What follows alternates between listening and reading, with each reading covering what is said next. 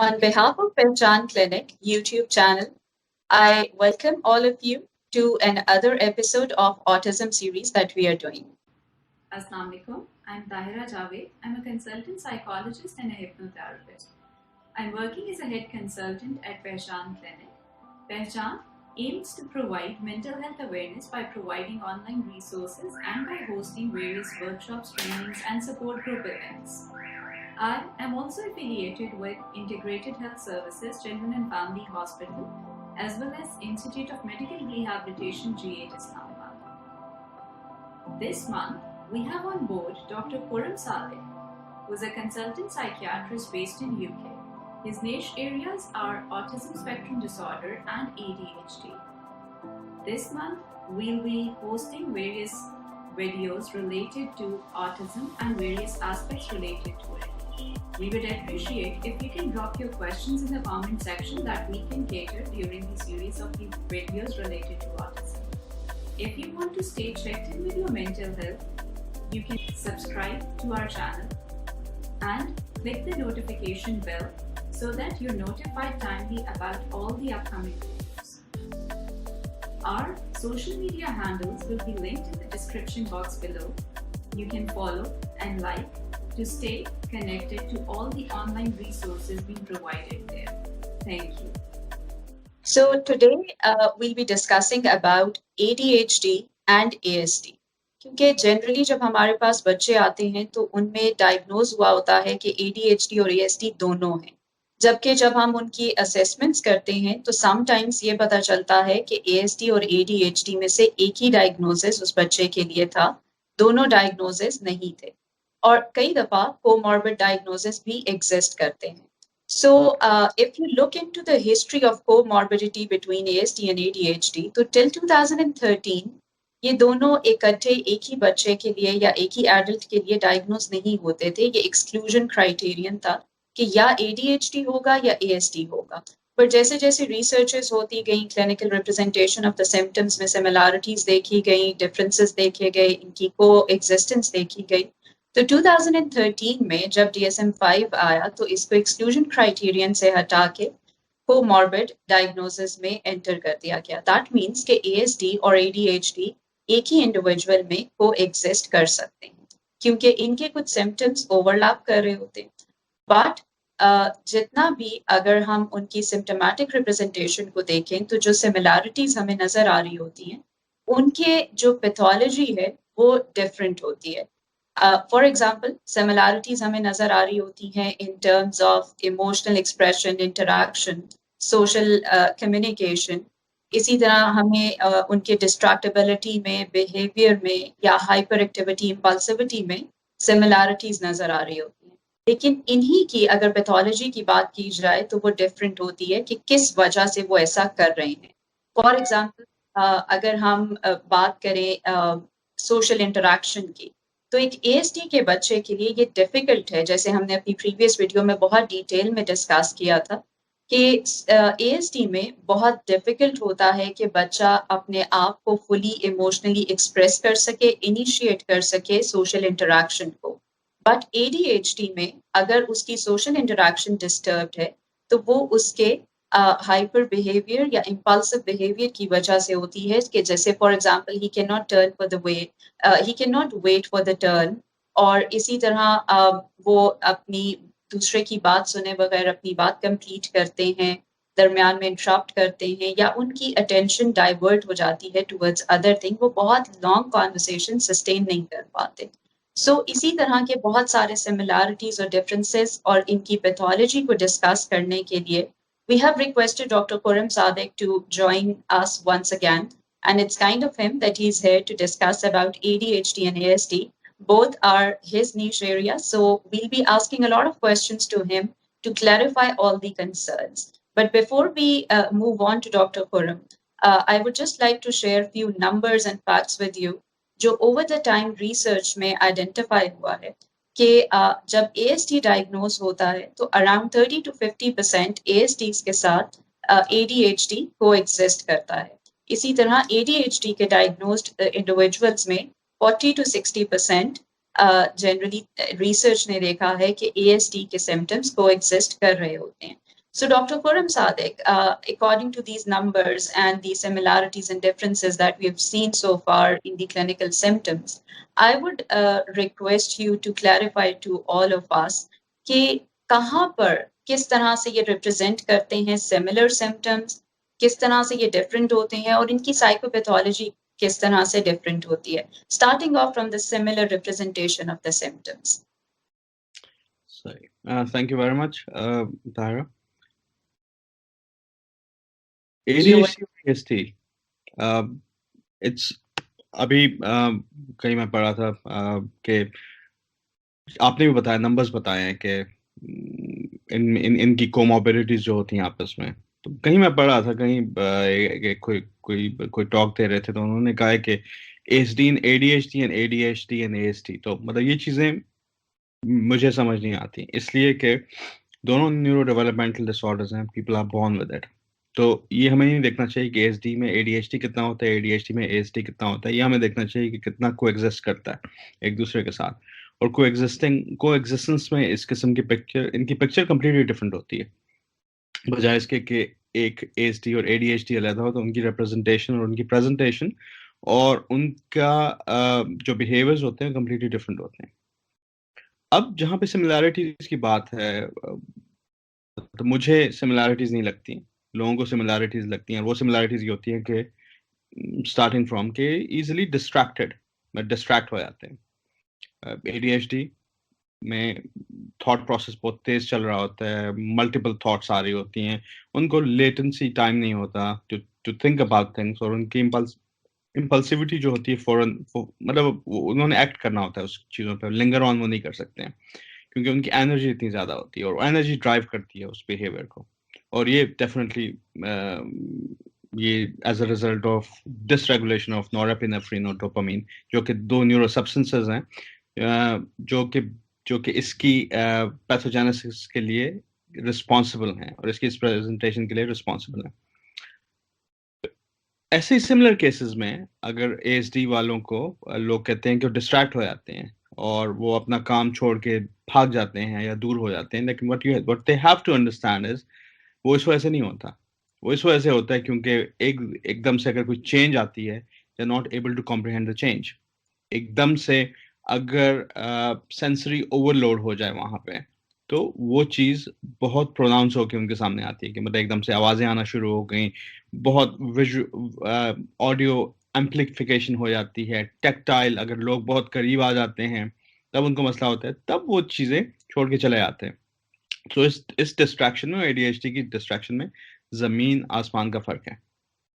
फिर इनमें ही होता है पीरियड ऑफ हाइपर फोकस. लोग ये कहते हैं कि ADHD की भी है कि जहाँ पे हाइपर फोकस होता है, और हाइपर फोकस इस तरीके से होता है कि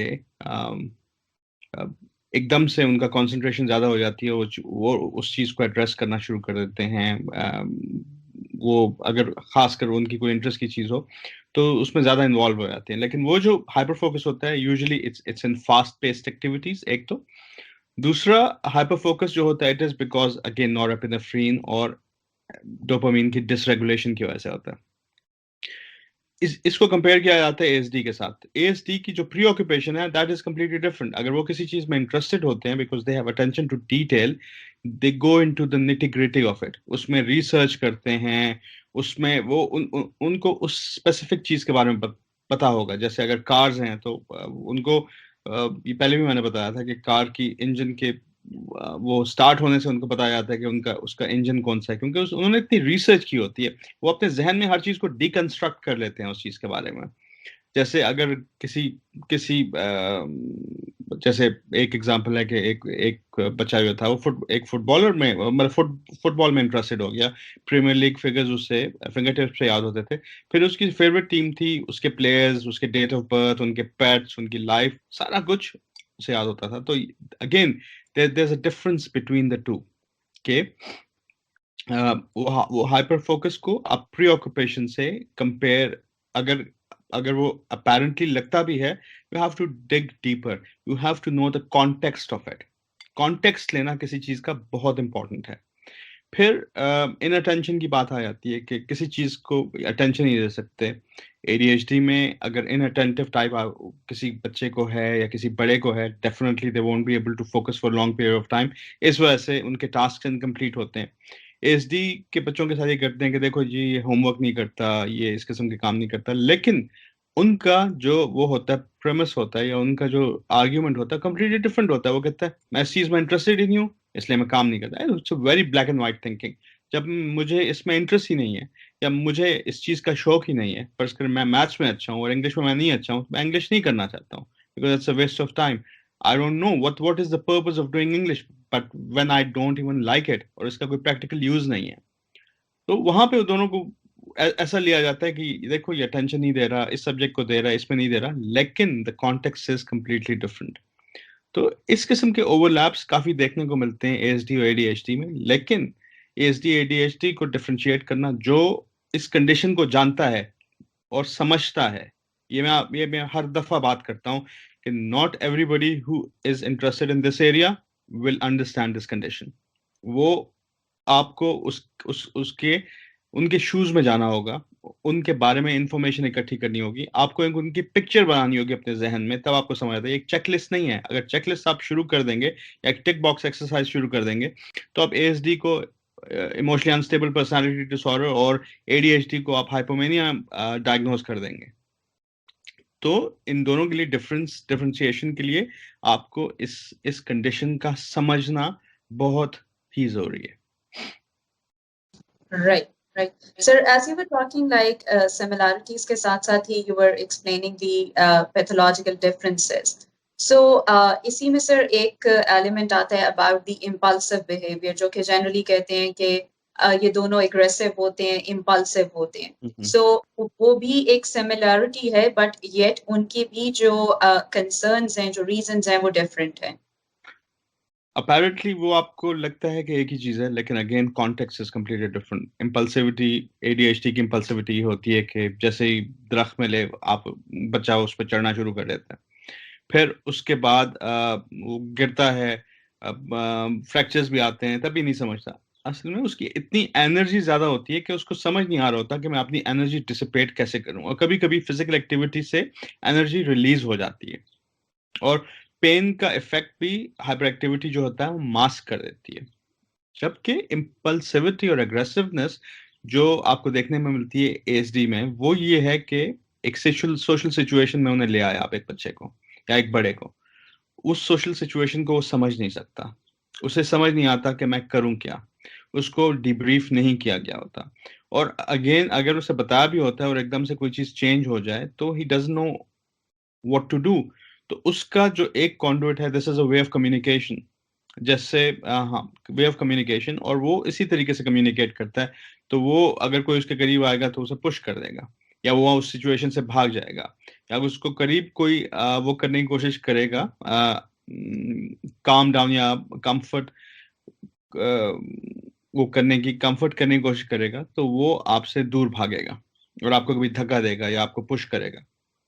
तो ये इन दोनों की एग्रेशन में, और ये इम्पल्सिविटी नहीं है। I don't see that as impulsivity, I see it as tantrum भी नहीं, एक बिहेवियर जो कि it's a way of communication कि I don't like a certain thing because they don't know how to communicate and they don't have the social skills to deal with that particular situation.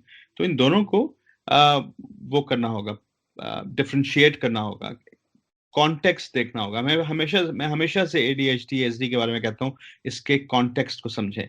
Context को समझे बगैर कोई diagnose करना और ये कह देना कि सिर्फ बिहेवियर है या ये शरारती बच्चा है, मतलब दैट्स नॉट राइट। एक और चीज जो सिमिलैरिटी में आती है, जो मुझे अभी याद आई, कि वो ये कहते हैं कि हाइपर एक्टिविटी, मतलब, और they use the term hyperactivity in ASD। कई दफा मेरे पास लोग आए, माँ ने कहा कि हाइपर एक्टिविटी, तो मैंने कहा okay, define hyper activity. Hyper activity से तुम्हारा क्या मतलब है? हाइपर एक्टिविटी से मतलब है कि ये आउटडोर है, ये दरख्तों पे चढ़ता है, ये करता है, बैठता नहीं है। कहते नहीं, इस तरह तो नहीं करता। फिर कभी कभी एकदम से फ्लैपिंग शुरू कर देता है, या एकदम से छलांगे बिस्तर पे लगाना शुरू कर देता है जब एक्साइटेड होता है, या start running around in a circle, ठीक है, या फिर ये है कि start spinning around. That is not hyperactivity. ठीक है, ये एक स्टीरियोटिपिकल मूवमेंट्स हैं जो करते हैं, ठीक है। फ्लैप इसलिए करते हैं क्योंकि that motion helps them focus. That motion helps them to get some clarity around things. Plus, this is a way of communication. अगर वो stressed हैं तो flap करते हैं, अगर खुश होते हैं तो flap करते हैं. Running around in circle concentrically या गोल गोल घूमते हैं, या फिर to and fro, एक जगह है, एक जगह से दूसरा, दूसरा से तीसरा, to and fro उसकी मूवमेंट चल रही होगी। और अक्सर मैंने उनसे पूछा, उन्होंने कहा है कि ये मुझे क्लैरिटी लाती है, ये मुझे काम डाउन करती है, मैं इस तरीके से अच्छा सोच सकता हूँ। और स्पिनिंग अराउंड का ये है कि it gives them a very good feeling about themselves, और मतलब वो उसी में करते रहते हैं। या कोई स्विवल चेयर उन्हें मिल गई तो उस पर घूमते रहेंगे, घूमते रहेंगे, घूमते रहेंगे टिल दे फॉल डाउन, या आप स्पिन करते रहेंगे टिल दे फॉल डाउन, और ये उन्हें अच्छा लगता है। तो this is not hyper activity. Hyper activity ये है कि अनस्ट्रक्चर्ड एक्टिविटी, जो द रीजन इज कि उनकी में एनर्जी ज्यादा है, उसमें वो अपने आप को इंजर्ड भी करते हैं, उसमें वो दुखते भी हैं, उसमें वो जख्म भी खाते हैं, चोट भी खाते हैं, किसी की बात सुनते भी नहीं है, और they will continue to go on and on and on about it. जबकि अगर इस बिहेवियर में अगर ये जो ASD वाला है उनको आप रोकेंगे तो it will result in a tantrum, because this is something that they are enjoying, all of a sudden you have interrupted it, hence that results in a behavioural tantrum कि नहीं मैं करना चाहता हूँ। तो ये चीजें ये बहुत इंपॉर्टेंट हैं, ये एक डायग्नोसिस को किसी भी डायरेक्शन में ले जा सकती हैं। और जब तक आपको समझ नहीं होगी, और अगर आपको क्लिनिशियन ऐसा मिलता है कि जिसको उस चीज की समझ नहीं है, तो आपको गलत वो डायग्नोसिस आपको आपके बच्चे को पेस्ट कर देगा। तो इसके लिए आपकी अंडरस्टैंडिंग होना बहुत जरूरी है इन चीजों के बारे में, कि सिमिलैरिटीज अपेरेंटली जो हैं वो असल में नहीं है, क्योंकि उनका कॉन्टेक्स्ट कंप्लीटली डिफरेंट है, और असल में दोनों चीजें एक जैसी हैं ही नहीं, वो हम उन्हें एक तरीके से देख रहे हैं। Sir, I was having a discussion with one of our parent, और उन्होंने एक question पूछा था that I would like you to respond to.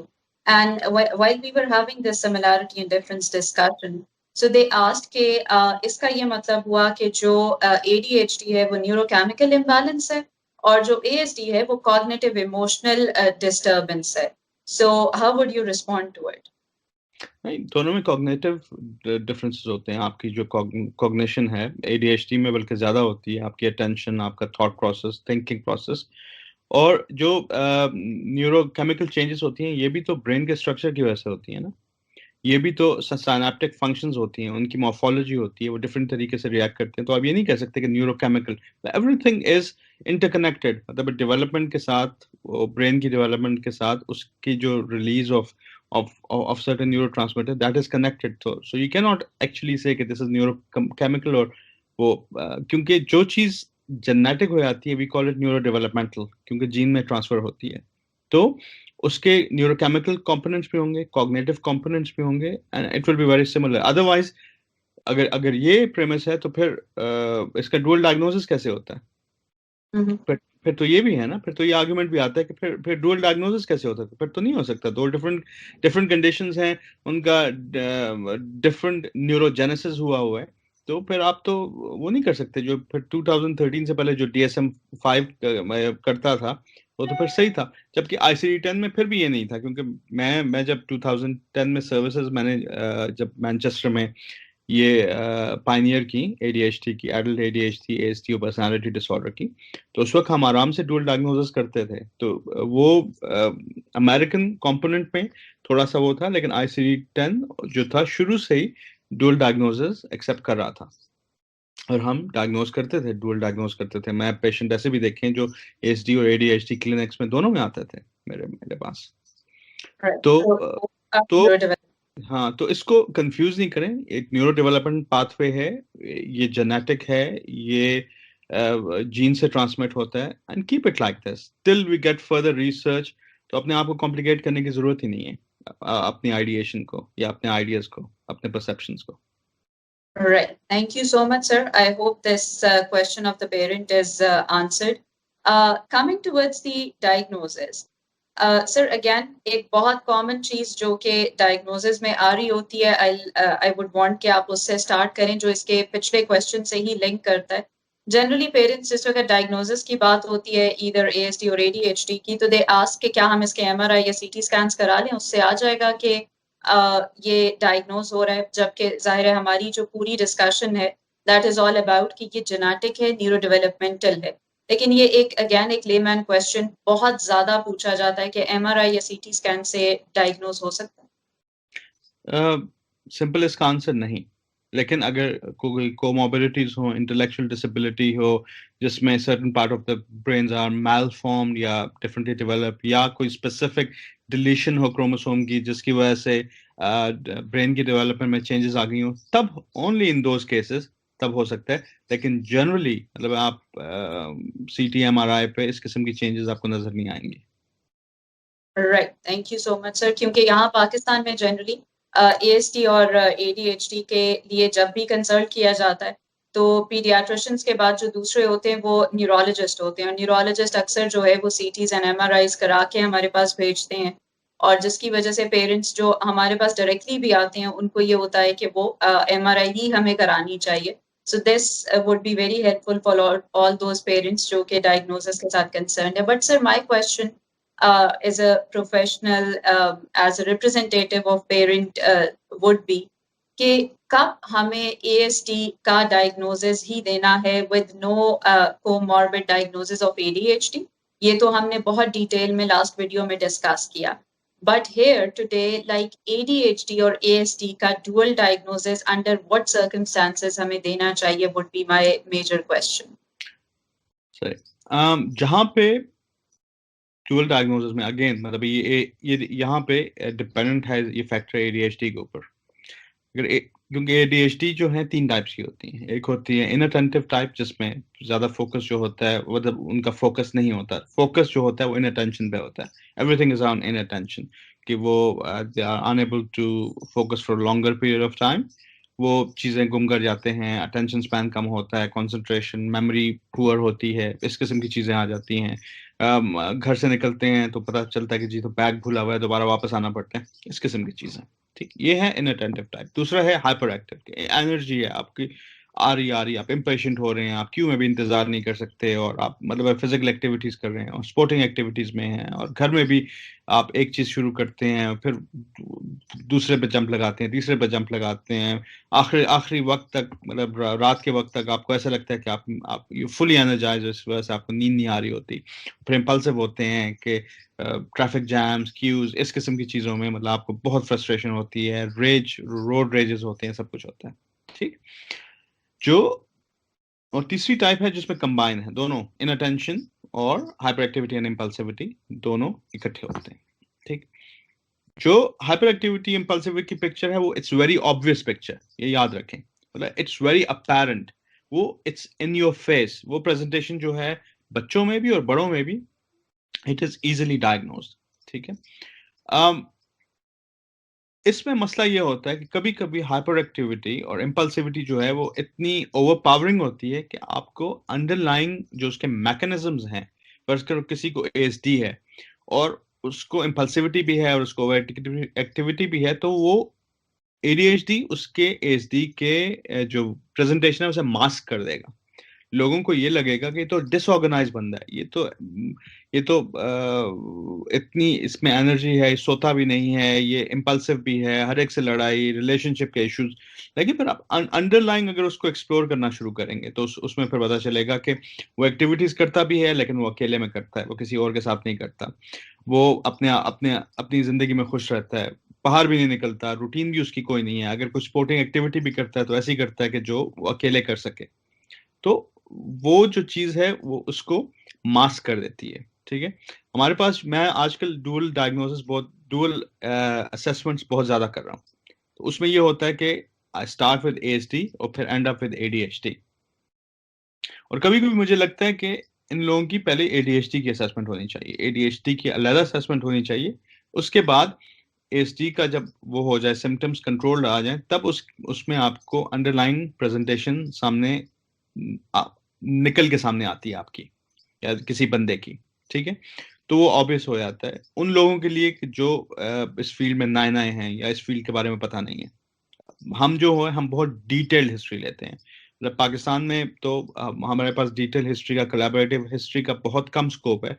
यहाँ तो हम एम्प्लॉयज के पास भी जाते हैं और पेरेंट्स के साथ भी आते हैं, पेरेंट्स के पास नहीं होता तो पार्टनर होगा, पार्टनर अगर 5 साल का है, 5 साल या 6 साल का रिलेशनशिप है उनका, तो हम ट्राई टू फाइंड समबडी जो उनको अच्छे तरीके से जानता हो। तो क्योंकि एक कंटिन्यूम जरूरी है, जो चीज हम देख रहे हैं उसका बचपन में प्रेजेंट होना बहुत जरूरी है। वो ऑल ऑफ अ सडन उसकी अपेयरेंस इसमें नहीं आ सकती है, एडल्टहुड में नहीं आ सकती है। कुछ ना कुछ ग्लिम्सेस, कुछ ना कुछ चीजें अगर वेल मैनेज भी होगा तो आपको पता चल जाता है, नजर आ जाती हैं, क्योंकि दोस्त नहीं होते हैं, दोस्तियां नहीं कर सकते, स्मॉल टॉक नहीं कर सकते हैं, इस किस्म की चीजें। ठीक। तो अगर आपको कोई एएसडी के साथ आया और उसकी हाइपर एक्टिविटी बहुत ऑब्वियस है, तो हम अगर मुझे सिंगल असेसमेंट आई एएसडी की, तो मैं हमेशा कहता हूं कि इसकी एडीएचडी की असेसमेंट होनी चाहिए। या डुअल हो तो फिर I explore it one by one. पहले एएसडी की करता हूँ, फिर एडीएचडी की करता हूँ, उसके बाद फिर आई कम टू अ कंक्लूजन।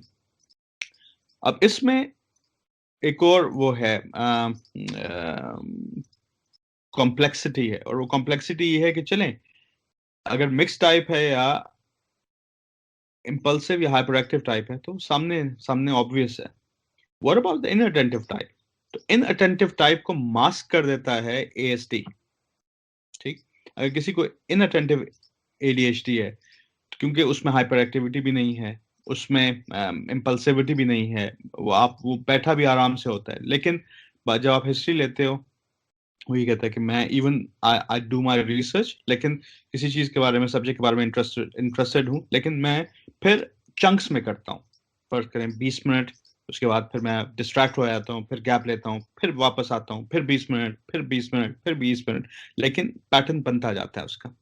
फिर एसडी वाले जो लोग होते हैं वो बहुत ऑर्गेनाइज होते हैं, सुपर ऑर्गेनाइज, उनकी चीजें उनको पता है कहाँ पड़ी हैं, उनकी चीजें मूव हुई हों। और जब आपको कोई बंदा हिस्ट्री देता है कि मतलब आई एम डिसऑर्गेनाइज, तो वो फिर इट्स अ रेड फ्लैग। आप सोचना शुरू कर देते हो कि एसडी के साथ डिसऑर्गेनाइजेशन का ताल्लुक नहीं है, या तो मैं किसी गलत लाइन पे जा रहा हूँ, ये एसडी है ही नहीं। लेकिन अगर एसडी है तो डेफिनेटली अंडरलाइन कुछ ना कुछ इन अटेंशन का चल रहा है, तो then you start exploring that. तो वहां पे फिर आपको पता चलता है। इस किस्म के केसेस में फर्दर एक्सप्लोरेशन करता हूँ। जैसे एडीएचडी के मुझे कोई केसेस मिलते हैं, उसमें अगर मुझे अंडरलाइंग एएसडी मिलता है तो हमेशा से मैं वो रेज करता हूँ कि इसको ये भी है, तो can you please get some funding for ASD assessment. और फिर फंडिंग हमारे पास जब आती है तो हम उसका एएसडी का असेसमेंट करते हैं। एंड लाइकवाइज एएसडी में एडीएचडी का भी इसी तरह होता है। जो ऑब्वियस होता है वो चीजें तो उसी वक्त डायग्नोज हो जाती हैं, जब नहीं होती तो फिर हम कहते हैं कि we would like to have further assessment. वापस हम अथॉरिटीज के पास भेज देते हैं फॉर मोर फंडिंग, ताकि हमारे पास आए और फिर हम असेसमेंट कर सकें उसकी। तो ये कॉम्प्लेक्सिटी है। और इट्स अ वेरी फैसिनेटिंग जब आपका डुअल आ जाता है ना, जहां आप असेस कर रहे होते हैं, फिर आपको आपको आपको चीजें समझ आना शुरू हो जाती हैं। क्योंकि देखें, एएसडी एक पोल है, ठीक है, एक्सट्रीम पोल है। उसमें उसके फीचर्स क्या हैं? Extreme organization, resistant to change, isolation. जबकि एडीएचडी है, इट्स कंप्लीट एनार्की। ठीक है, दो चीजें को एग्जिस्ट कर रही हैं, तो दोनों अपने आप को एक दूसरे की तरफ खींच रही हैं। तो इस वजह से जो डुअल का बंदा होता है वो एडीएचडी उसमें ज्यादा डिसऑर्गेनाइज नहीं होता, क्योंकि ASD is keeping the order. और एएसडी जो बंदा होता है या बंदी होती है वो ज्यादा अलूफ नहीं होती है और ज्यादा स्ट्रक्चर नहीं होती, क्योंकि एडीएचडी इन हर और him is not letting them to be aloof or isolated। तो वो एक बहुत नॉर्मेलिटी की फेज में आ रहे होते हैं, लेकिन वो चीजें बहुत स्टर अप हो रही होती हैं ऑन अ रेगुलर बेसिस। फिर उन केसेस में जब एडीएचडी का इलाज हो जाता है या मैनेज हो जाती है, तो all of a sudden the ASD become very pronounce, क्योंकि एडीएचडी तो अब सेट हो गया है, ये उसकी मैनेजमेंट शुरू हो गई है, वो कंट्रोल भी आ गया है उसमें, they are no more anarchic. So they come back to their selves, ASD. They become more recluse. They become more isolated. They become more non-social. ठीक है, उनकी socialization भी खत्म हो जाती है। तो it's a very interesting dynamic if you look at it that way. और it's a very complex dynamic। मतलब इस चीजों को कई दफा मेरे यहाँ पे प्रोफेशनल्स मुझसे पूछते हैं, तो जब मैं उन्हें बताता हूँ तो पेशेंट्स को भी it make sense and for professionals make sense. ये आपको किसी किताब में नहीं मिलेगा। ये मेरी जितनी 10 साल की 11 साल का जो मेरा एक्सपीरियंस है क्लिनिकल, ये इसने मुझे सिखाया है इनकी इस किस्म की प्रेजेंटेशन होती है, and you keep on reflecting and you keep on asking yourself कि इस तरह क्यों है ये प्रेजेंटेशन इस तरह क्यों है, why is it not the typical ones. तो इसका मुझे ये आंसर्स मिले which make sense, common sense के मुताबिक, that make sense at all a lot. Sir thank you so much. हमने इसीलिए आपसे रिक्वेस्ट की कि आप हमें बताएं, क्योंकि जनरली अपने एक्सपीरियंस का जो निचोड़ है वो बताना बड़ा कम होता है। किताबी बातें तो हमें मिल जाती हैं, but what we want is कि जो इंफॉर्मेशन गूगल पे ऑल द टाइम अवेलेबल है उससे कुछ डिफरेंट और एक्चुअल में समझ आने वाली बात जो है हमारे पेरेंट्स तक, हमारे ऑडियंस तक पहुंच जाए।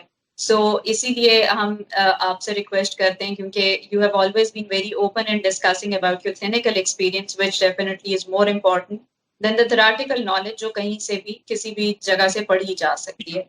सर लाइक जहां पर हमने ये बात की कि इनके डायग्नोसिस जो हैं वो सेपरेट भी हैं, डुअल डायग्नोसिस भी हैं, डुअल डायग्नोसिस की प्रेजेंटेशन भी आपने बताई।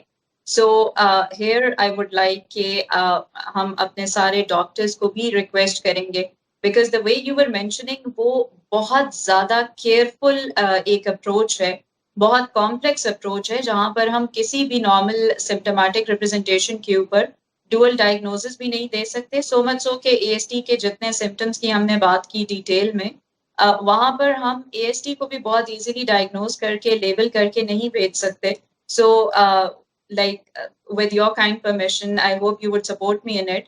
I would want to request all the doctors out there कि आप उसको सस्पेक्ट करके तो भेज सकते हैं, आप एक असेसमेंट के लिए रेफर कर सकते हैं, but it's a request not to diagnose, not to tell the person कि आपको यही प्रॉब्लम है और इसी के लिए आपको हम रेफर करें।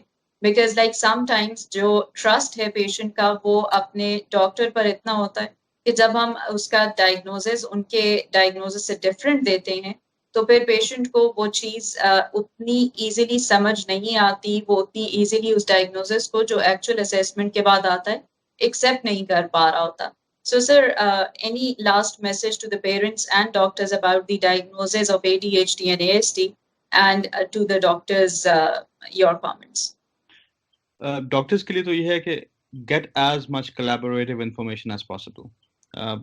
हम यहाँ जो असेसमेंट करते हैं, मतलब मैं एक एएसडी असेसमेंट से पहले मुझे कुछ 4 घंटे या 5 घंटे का एक बंदे के लिए पढ़ना पड़ता है, इतनी इंफॉर्मेशन मेरे पास आती है। उस इंफॉर्मेशन के मुताबिक अगर मैं ब्लाइंड फोल्डेड जाऊं तो मैं कभी भी डायग्नोसिस नहीं कर सकता। तो collaborative information in neuro developmental disorder is very important. That's a really pivotal thing. That is very central to their diagnosis. और माँ बाप के लिए ये है कि एक तो ये है कि इस चीज के बारे में थोड़ी सी अपनी अंडरस्टैंडिंग बढ़ाएं। अगर आप ऑटिज्म का डायग्नोसिस मांगने के लिए भी जा रहे हैं और आप सस्पेक्ट करते हैं तो डोंट गूगल इट, किसी ऐसे प्रोफेशनल से पूछें, कोई ऐसी ऑथेंटिक साइट्स जैसे रॉयल कॉलेज ऑफ साइकियाट्रिस्ट हो गया, जैसे यहाँ पे यूके में माइंड ORG है, यहाँ पे नेशनल ऑटिस्टिक सोसाइटीज हैं, और ये तो ग्लोबल वो हैं, आपके पास रिसोर्सेज हैं जो आप एक्सप्लोर कर सकते हैं।